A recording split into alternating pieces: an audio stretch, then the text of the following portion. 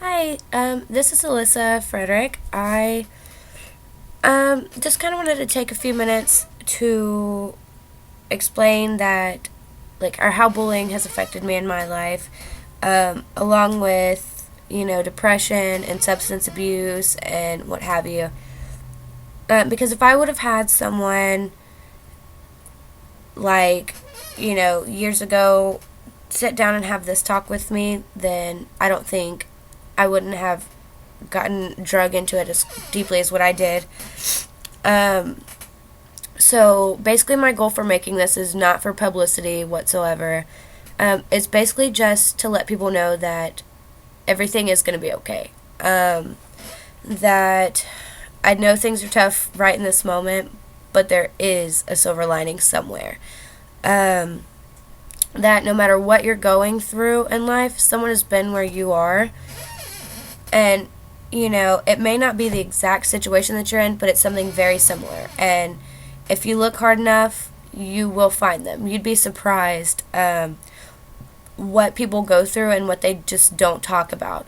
So I just want to kind of throw everything out in the open for my life, so that if someone is feeling upset because they're being bullied, or they're depressed, or they're addicted to drugs and they don't know where to turn, if I can help one person out, I'll feel like this video is a success. Um, so I can't promise how long it's going to be, so if it's long, bear with me, but I do have notes to kind of keep me on track, to keep me from straying aside and whatnot. So basically, here's my life story, and like I said, if it can help one person out, this video will be a success in my eyes. And sorry for, just as a disclaimer, I'm sorry for my voice. I've been a little stuffy for the past couple days. My sinuses are acting up. So I have Vicks on, if you can't tell. But yeah, anyway, back to the topic at hand. Whenever I was in elementary school, I was kind of a weird kid. I've always been kind of like the black sheep. I've always been a little different in many different ways. Whenever I was younger, my parents separated. I was, I think, 4 whenever they split up, or 3. And I was with my dad.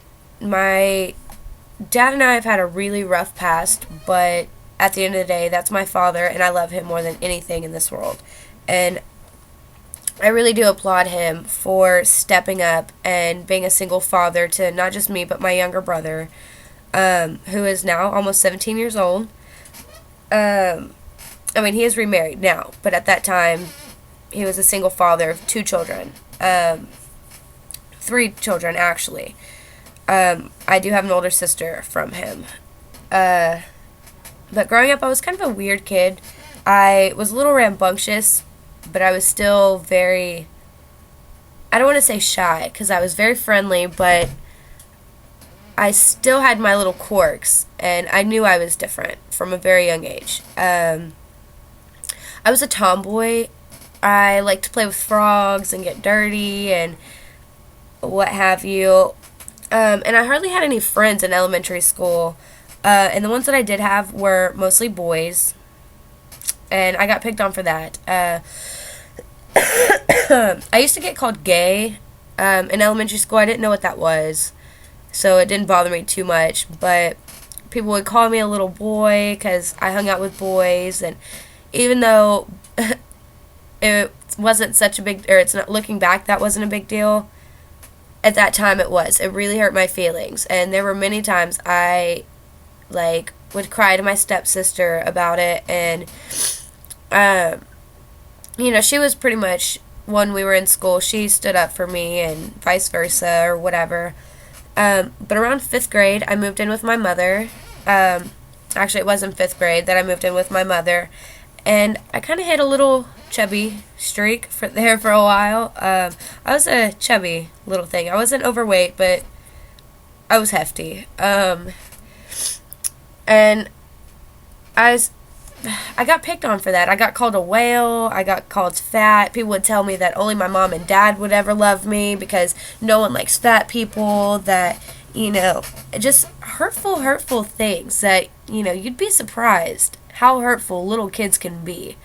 And now that I'm older, I understand that it's about how they're raised and whatnot, but in that moment, you're not, especially being so young, you're not going to think about stuff like that. But, so yeah, I got teased for that, and I was really self-conscious. Whenever we go swimming, I would wear a shirt and shorts over my bathing suit, even if it was just family. It made me really self-conscious, because I knew I was a chubby kid. I wasn't unhealthy in any way. I ran, played outside, and, I ate normal food. I didn't live off of McDonald's or whatever, but I, for some reason, just hit a little chubby streak. But in middle school, probably about 6th or 7th grade, I want to say the summer between 6th and 7th grade, I started binge eating. I would, when I moved back in with my dad after my 5th grade year because the kids in my mom's school were really, really harsh.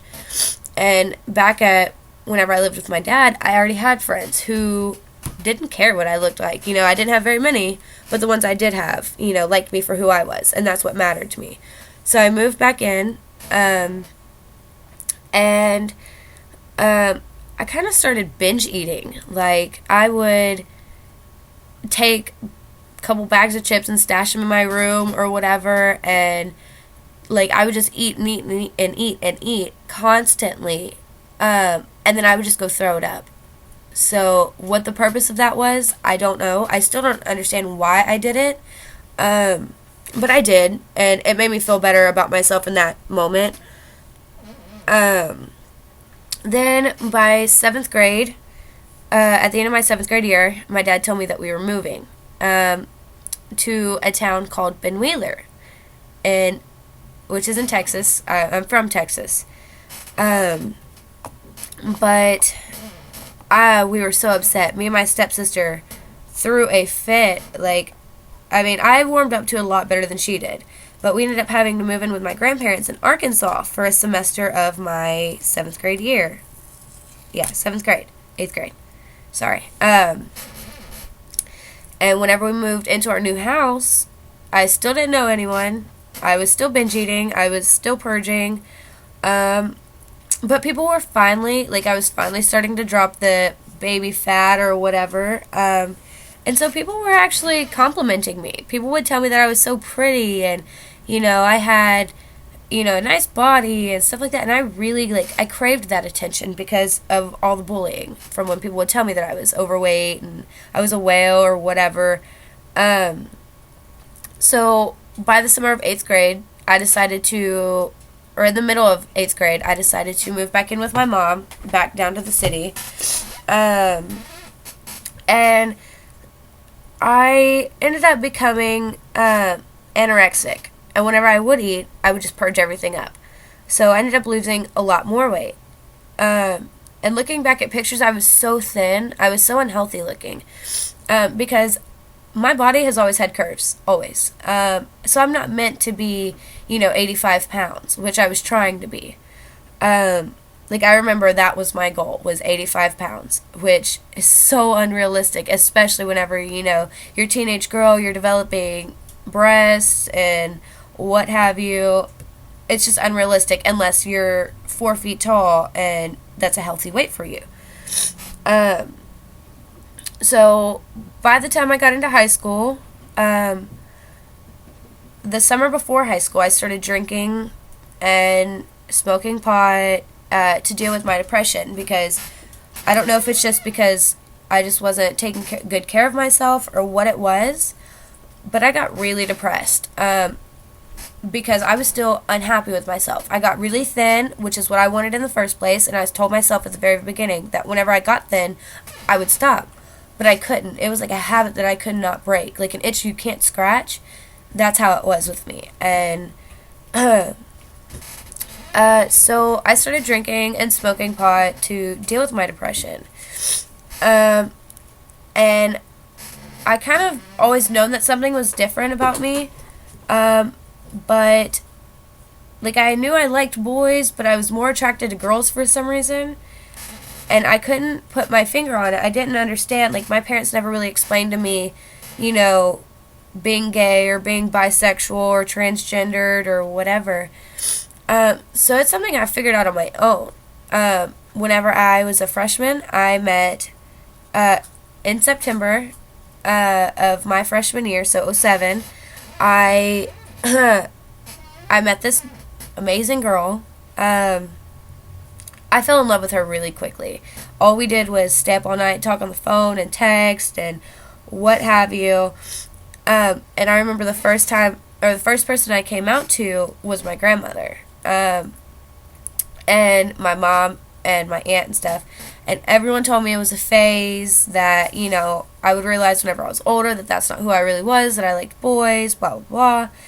Except for my grandmother. My grandmother was pretty much like, if you're gay, you're gay. If not, you know, it doesn't mean I love you any less. Like, if you're gay, whatever, that's who you are. You're my granddaughter, and I love you for it. Even though she is a true Southern Christian lady, she stood by me, and that meant a lot. My grandmother is one of the most amazing people I know. So I fell head over heels in love with this girl who shall not be named, obviously. And at school, the teasing started again. Even though I had friends, even though I don't want to say popular, but I hung out with a little bit of everyone, whether it be the stoners or the popular kids or whatever. I didn't have a certain clique. I hung out with everyone. I didn't discriminate against anyone. So I had a lot of friends. Well, I started dating this girl, and she wasn't very open about it because no one knew except for maybe 3 of her friends that she was gay. And so we weren't too open about it at first, but then after a while, you know, we got a little more open about it. We would kiss in the hallways, or, you know, people would see us holding hands at lunchtime or whatever. And so I started to get teased about it. I still to this day do not know if she's ever gotten teased for it. But I did. I would get shoved into lockers. I would get called a faggot. People would tell me that I'm going to hell, that I'm going to burn in hell for all of eternity. I remember very distinctly one time being by the gyms in the little courtyard thing and being shoved to the ground and being called a faggot. And being told that no one likes a faggot, and I'm quoting this kid, no one likes a faggot, they're gonna all burn in hell, and I'll be looking down at you from heaven one day laughing. And that really hurt me, for some reason, because I come from a Christian family. I, was raised, to praise God, to, do right by the Bible, and so that really hurt. Being told that because of my sexuality or because of being in love with who I was in love with, I wasn't going to go to heaven. That really hit home. So I ended up getting more depressed as the bullying proceeded on. So I ventured into taking pills rather than just smoking pot and drinking. I would take Adderall, Vyvanse, Xanax, pretty much any kind of pill that would mess me up, I took. And by April 2008, I'm not going to sit here and say that I was a full-blown addict, but I was addicted to the way that the pills made me feel. I felt like I was invincible. I felt like I could do anything. No one could hurt me.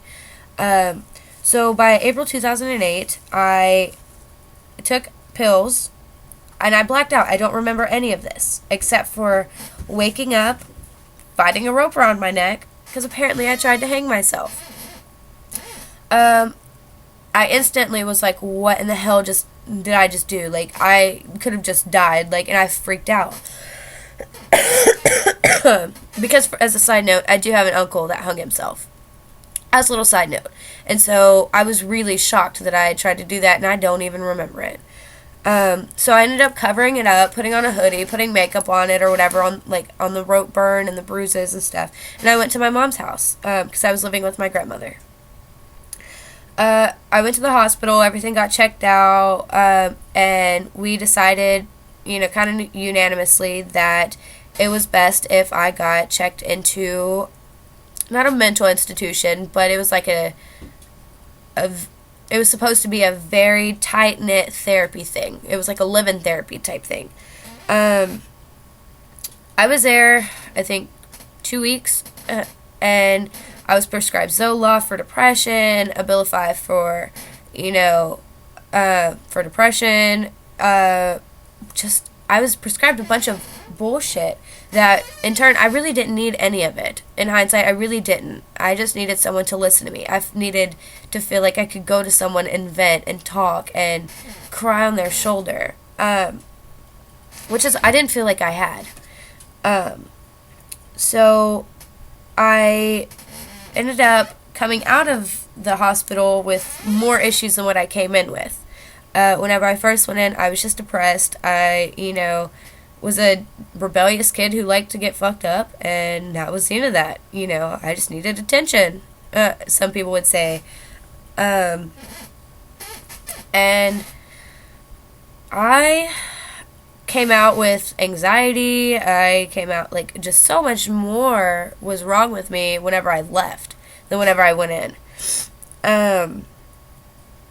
But I took my antidepressants for a while, and I got better for a while until I just decided to stop taking them. I moved back in with my father and ended up moving out of my father's house at the age of 16, I believe, and moved in with a friend of mine, and all we did was drink. He's significantly older than I am.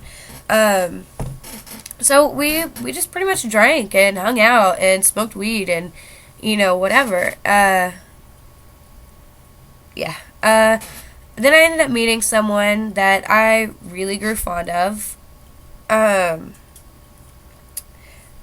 by this time, me and the girl had already separated, by the way. I ended up meeting this guy that I was really fond of, and I got pregnant at the age of 17 with my first beautiful son. His name is Brantley. But at about 15 weeks of my pregnancy, my water broke. There was nothing they could do to stop it, to slow it down, or anything. So at 21 weeks, when the baby was viable, I moved into the hospital, and I ended up having him May 18th of 2011. And I lost him. He ended up passing away the same day he was born. I was only 26 and a half weeks pregnant with him. And after I lost him, I kind of flew off the deep end again. As another little side note, before I got pregnant with him, I was not just smoking pot and drinking. I was doing harder drugs. I was doing meth, which is not a good thing. I'm not sitting here condoning drug abuse at all, in any way, shape, or form. So I don't want anyone to kind of feel like there's a gray area there, because I'm not condoning it whatsoever. But after I lost my son, I flew off the deep end, as well as the baby's father, which I'm not going to spread his business around, but we both had a really hard time with it. We both dealt with it in our own ways, but I started binge drinking and smoking pot again and taking pills again, and I just flew off the deep end for a while. And I remember what really kind of made me realize I needed to stop is I have one friend who has a son who is this year going to be 4.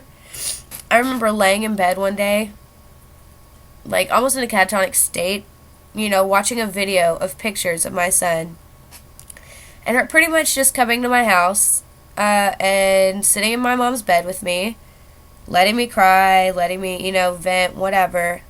And then she pretty much was like, come on, get up, you're going to get dressed, you're going to come over to my house, or, you're going to come over with me, and we're going to hang out, and I'm going to get your mind off of shit. And that's all I needed. I just needed a real friend. And she, ever since then, has been nothing but supportive in any of my decisions. Me and her still talk all the time. Not as much as what we should, but at the end of the day, I know that if I needed something, I could go to her, or her twin sister, for that matter, and vice versa. And about 3 months after I lost my son, I hooked up with this guy. Piece of work, let me tell you. Got pregnant a month after getting together with him, with my beautiful son Connor. He is now going to be 9 months old. But I was with him for a month before I got pregnant. 6 months into our relationship, we got married. A month after that, he became abusive, while I was pregnant, mind you. That's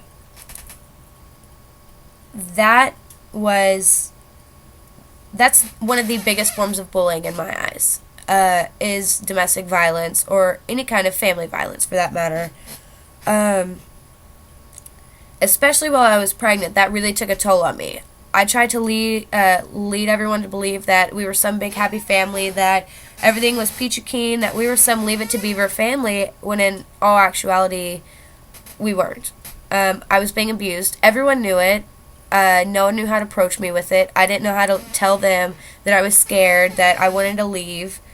I didn't know how to handle it. I've never been in a situation like that before. And so I was married to him for a little over a year. Well, I'm still legally married to him, but I left him December 2nd of 2012, which is 8 days before our 1 year anniversary. And I haven't considered getting back together with him since, because I finally just wised up after the last major incident where he ripped out chunks of my hair. Like, chunks of my hair were missing. And he tried to strangle me. That was whenever I realized I need to get out of here for the safety of myself and for the safety of my son. So I had my best friend, and her, like, significant other at the time, come get me, and my mom was there. We were all, like, really good friends, but I had them come get me with my mother, and I left with my son, and that was that. I think I've seen him 5 times since I've left him. But yeah, that really took a toll on me. I'm still dealing with it. I don't show that to a lot of people, but domestic violence is nothing to joke about. 'Cause you get so, what's the word I'm looking for? You get so, like, worn down. You're scared. You don't know who you can trust, because the one person that you're supposed to trust, the one person that says they love you, the one person that says that they want to spend the rest of their life with you, is beating you to a bloody pulp. So you don't know who you can trust. You don't know what family members you can turn to, who's going to judge you, you know. And it's... I remember after I left him, with the marks still on my neck and stuff, I went to the grocery store and had so many people staring at me because I had missing hair and because the marks were on my neck. It's like everyone knew, but it was a big elephant in the room. No one talked about it. And so I think the biggest, like, thing of bullying, or, you know, what have you, that I'm dealing with now is, again, someone who will not be named. I'm not sure if this is who did it, but I have my suspicions, and I have a lot of reason to believe that this was him. Excuse me. I believe that this kid, not my ex, not anything like that, but I do believe some kid that I know put Nair in my shampoo to get at me because of the fact that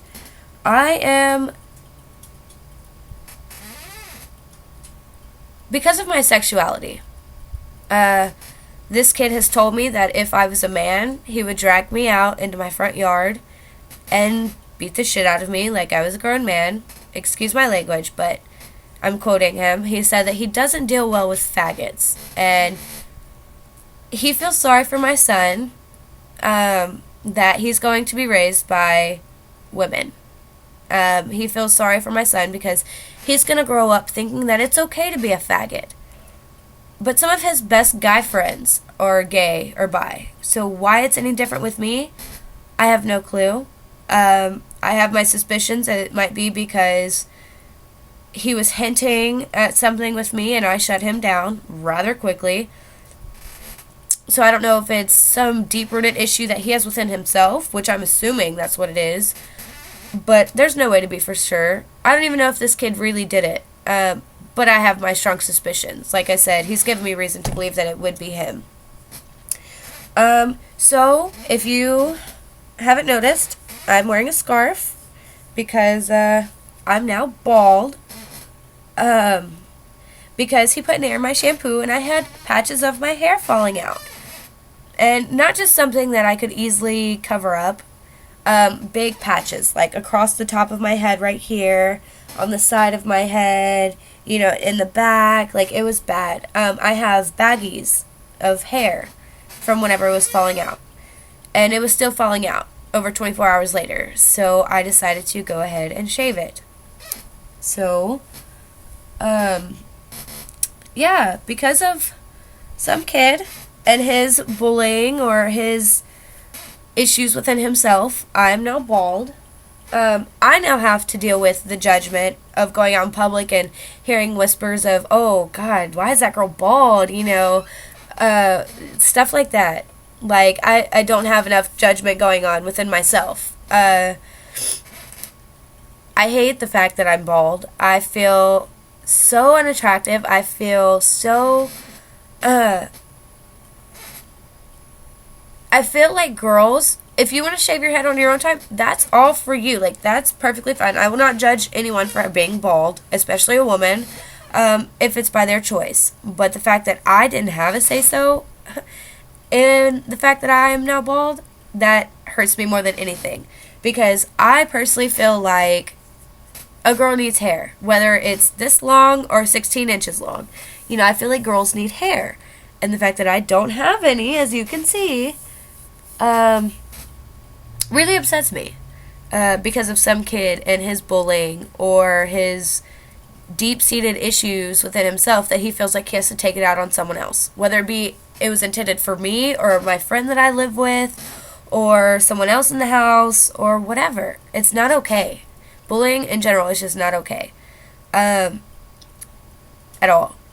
And so I just want people to know that if you're being bullied, let someone know, whether it be a teacher, a parent, a sibling, a cousin, a friend, whoever. Talk about it because it needs to get handled. And don't be afraid that your bully is going to find out and they're going to beat you up or whatever, because that means that they need help. There's nothing wrong with you. You're beautiful exactly the way you are. And everyone is beautiful in their own way. And I strongly, strongly believe that. Whether it be physically, mentally, whatever the case may be, everyone is beautiful in some way. Everyone has their strong suits, and everyone has some sides of them that they could work on. I'm not going to sit here and say that I'm a saint, because I have my moments where I'm walking through the store and I see someone that is not particularly to my fancy, and I'll be like, oh, Lord, oh, man. But at the end of the day, I know what it's like, and I'm working on being less judgmental for whatever reason.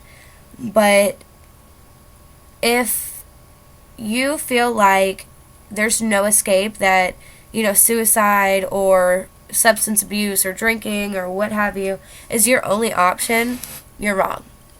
Talk to someone. Get everything that you're feeling out in the open. Because you're not alone.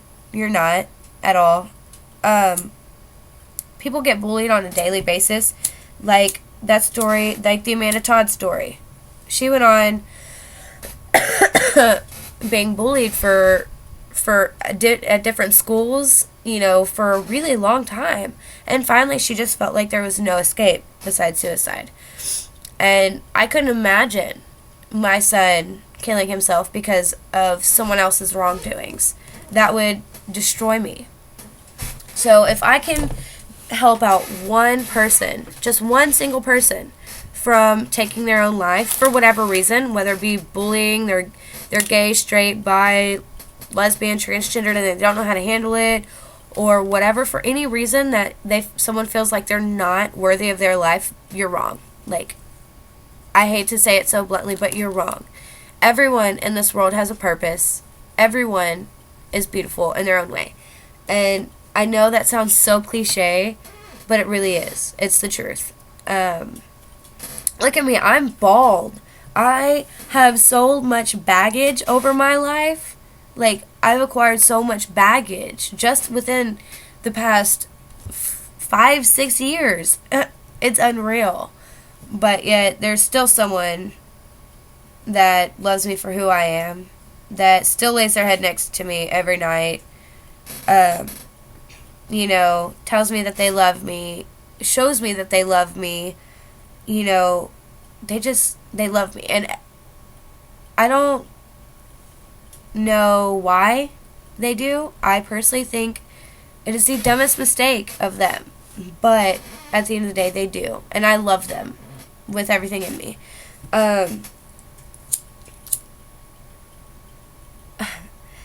I know this video is really long, so I will cut it up into sections. But the fact of the matter is you're beautiful exactly the way you are. You don't need to change for anyone.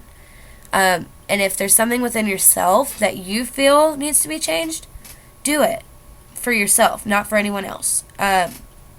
Whether it be, you want to lose 10 pounds, or, you want to go to culinary school or whatever. Do it for yourself. Because if you do something for someone else, like, if you do something about yourself for someone, it's never going to end right. You're never going to feel satisfied. No matter how long you do it, or no matter how hard you try, you're never going to feel satisfied unless it's for yourself. So, with that being said, I really appreciate you watching, if you do watch. If not, then that's okay too. I understand. Because I'm not some big YouTuber. This is actually my first video, so I understand if you don't want to watch my video. But if you really stuck around and you watched, I really do appreciate it. And I'm going to try to make new videos about topics that aren't necessarily discussed all the time, whether it be advice or what have you. I'm going to try to do that about starting from now on, every Monday or Sunday, whichever is easiest according to my schedule, because I am a mom and I do have my own life. But needless to say, there will be some sort of video every week, whether it be a little minute and a half snippet of what's gone on in my day or whatever. I will try to make a video every week. So with that being said, I bid you adieu, and I hope you enjoyed my story.